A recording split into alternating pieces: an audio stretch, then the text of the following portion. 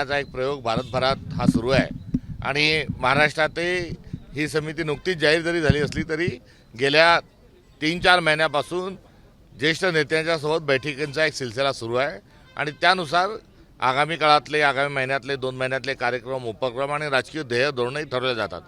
आजच्या बैठकीमध्ये विभागनिहाय आढावा घेण्यात यावे आणि विभागनिहाय आढावा घेतल्यानंतर आपली रणनीती तयार करावी अशा स्वरूपाचा आजच्या बैठकीमध्ये हे ठरलंय।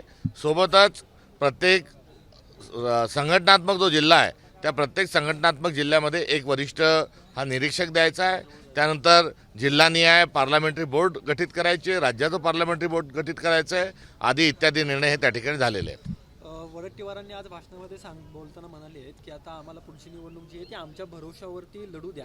महाविकास आघाडी म्हणून इंडिया आघाडी म्हणून आपण याआधी लढलेलो आहे। नेमका स्थानिक स्वराज्य संस्थेसाठी कशा पद्धतीने एकत्र लढायचं की युती करून लढायचं काय? मी आपल्याला अत्यंत विनम्रतेने हे सांगतो की आमच्या बैठकीत आम्ही महाराष्ट्रभर फिरणार आहोत, सर्व कार्यकर्त्यांशी एक व्यापक चर्चा करणार आहोत आणि चर्चेअंती या संदर्भामध्ये आम्ही आमची भूमिका ठरवणार आहोत। मी आपल्याला तेच मी सांगतोय की एकदा जिल्ह्यातल्या सर्व जिल्ह्यातल्या आमच्या पदाधिकाऱ्यांना भेटू द्या, त्यांच्याशी आमचा एक दिवसाचा संवाद होऊ द्या आणि त्यानंतर आम्ही या संदर्भामध्ये बोलू आणि ते योग्य देखील आहे। मतदार याद्याच्या घोळ्या संदर्भात चर्चा झाली, अनेक मतदारसंघाची नावं अगोदर दिली होती महाविकास आघाडी, मात्र त्याच्यावर कुठलाच निर्णय निवडणूक आयोगाने घेताना जिल्हाधिकाऱ्यांनी घेतला होता। त्यावेळेस या ज्या निवडणूक आयोग आणि सरकार कसं वागतंय हे आपल्या डोळ्यासमोर आहे आणि या चोरीमध्ये चोर दुसरा कोणी नसून भारतीय जनता पक्ष चोर आहे।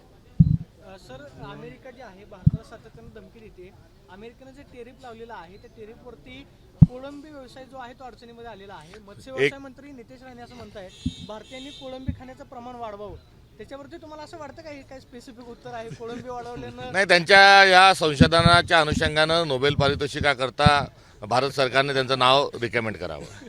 अर्थशास्त्रातलं नोबेल कदाचित त्यांना या शोधामुळे मिळू शकेल। एबीपी माझा, उघडा डोळे बघा नीट।